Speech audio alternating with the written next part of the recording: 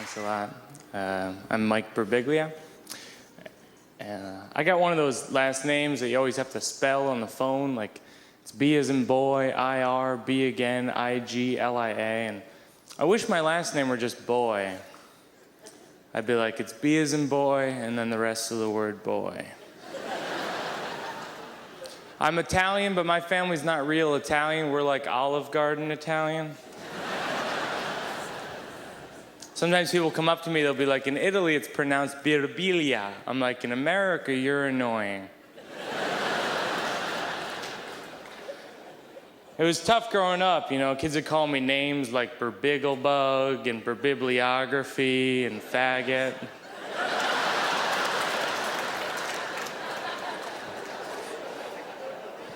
But I love being a comedian. I always wanted to be one. Even when I was a kid, before I knew what comedy was, I knew I wanted to be a short Jew.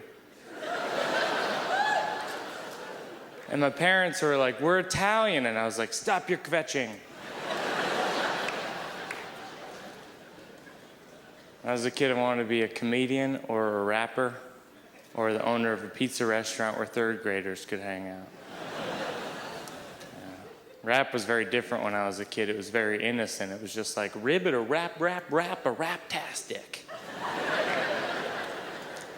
It's gotten so arbitrarily aggressive. Rappers will be like, it's 2005, mofo. I'm like, you're mad about the date? You gotta pick your battles, man. I mean, you get mad about that. No one's gonna believe you when you're mad about real stuff. Like, you crashed into my car, mofo. Yeah, but you were mad that it was 2005. You're like the boy who cried, mofo. There's certain things that rappers do that I really like Busta Rhymes will have a good rhyme and he'll just say his name. He'll be like, cat in the hat, and that was that, Busta Rhymes. Sometimes I'll do that with jokes. Like, I like drinking coffee, but if I ever reach a point in my life where the best part of waking up is Folgers in my cup, I'm not sure I want to wake up. Mike Birbiglia. It surprises people I want to be a rapper because I'm such a ridiculously white bread cracker.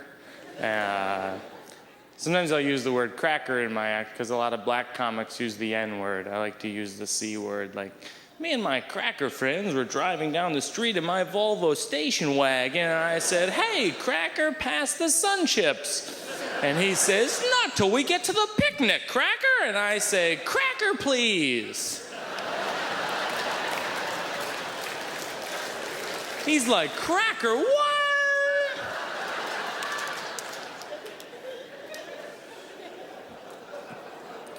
But I said that at a show, and this black guy comes up to me after the show, and he's like, you're my cracker.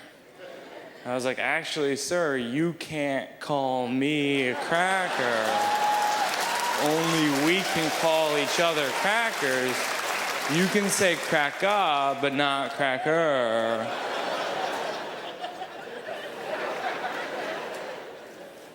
I actually have a habit of making awkward situations even more awkward. Like, I was moving a new bed into my apartment recently, and this woman who lived in the building opened the front door for me with her key, and she goes, I'm not worried because a rapist wouldn't have a bed like that.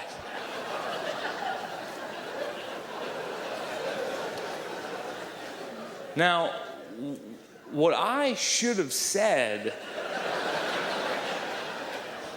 was nothing. What I did say was, you'd be surprised. And there's nothing you can say after that. You're just like, or whatever.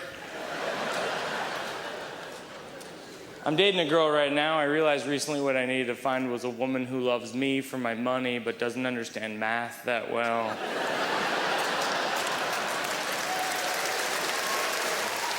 But I lived with a girl for a while. We worried about different things. One day I said, what do you fear most? And she said, I fear you'll meet someone else and you'll leave me and I'll be all alone. And she said, what do you fear most? And I said, bears.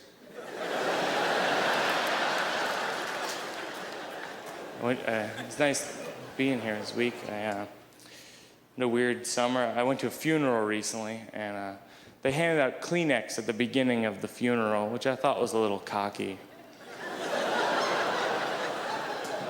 Like, wait till you get a load of this funeral. You're gonna cry and cry. She's so dead. And I got a sympathy card, but I find that a sympathy card is a very underwhelming gesture in a way. It's like saying, I know you're going through the deepest loneliness of your entire life, so here's a picture of a daffodil. I hope that works out for you. That's why I want to make my own sympathy card. Like on the cover, I'd put a picture of a duck-billed platypus playing checkers with an apple, and then you open it up and it says, the world is f***ed up. Mike Birbiglia. Thank you very much, Montreal. Hello, Hunan Palace. I was wondering what kind of food you specialize in. Oh, it is Chinese food, okay. And I'm on the plane, we arrive in Bombay at the airport, and I'm like, open the doors, man, I'm Indian. I'm so Indian. I'm gonna show these Indians how to be Indian. They open the doors to the plane, I turn Canadian so fast.